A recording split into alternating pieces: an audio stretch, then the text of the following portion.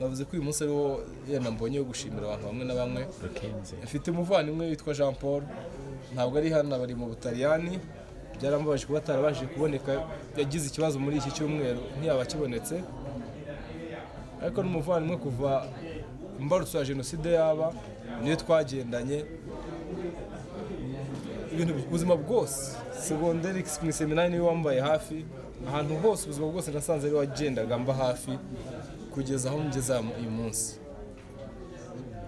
Rero ndabizi ubutumwa busigaye bugenda ako kanya. Ba Bertin muze kumumpera iryo shimwe ko namushimiye imbere y'imbaga turi kumwe uyu munsi. Niswe umugabo, ubugabo bwanjye bugizemo uruhare rukomeye, aho mama atabaga ari yabaga hari umunsi ku wundi. Igihe najyaga mu ikayi z'amaprincipe yanditse ngakoramo principe nkayikurikiza. Rero nyuma yo gushimira abantu bafashije ababyeyi bacu kugira ngo tubeho kuri roho no ku mubiri, dukomeze gukura kandi tudasebye imiryango duturukamo, tutagayisha izina ry'Imana. Nyuma yo gushimira abo bantu, turashimira inshuti n'abavandimwe bicaye hano. Dushimira abantu twareranywe ku ivuko, ubwo ndavuga mu muryango yacu njye na Immaculée, badufashije gukurana tugasangira byinshi. Hirya yaho rero turashimira abantu twiganye bose duterane hano uyu munsi.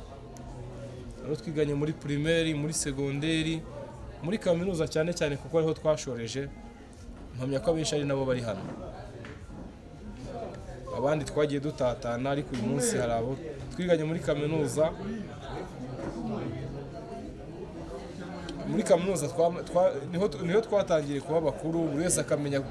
Muri segonderi buri gihe naratahaga ngataha mu rugo, ariko kaminuza niho natangiriye kumenya uburyo bibana n'uburyo umuntu akwiye kwitwara yibana.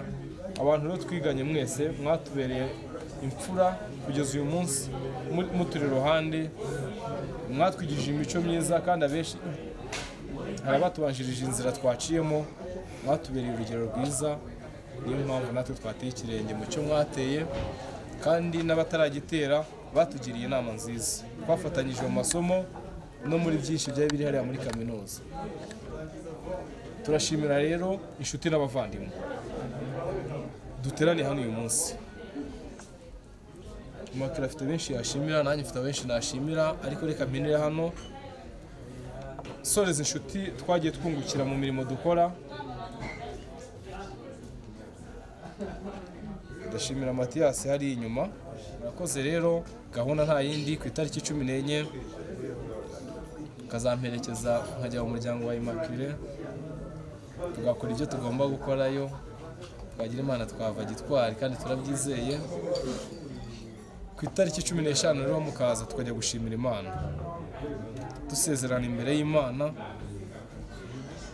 Executive mu ijwi yabitubwiye ngo ntabwo bigarukiye hariya, umuco tubwira ko hari ikindi tugomba gukora. Rero kuri 15 i Rusizi baratwiteguye ngo tuzaye gusezerana imbere y'Imana. Muzaze muri benshi tujye gushimira Imana, kandi nyuma y'ibyo byose natwe turi kumwe namwe, turabakunda nk'uko mudukunda. Murakoze cyane.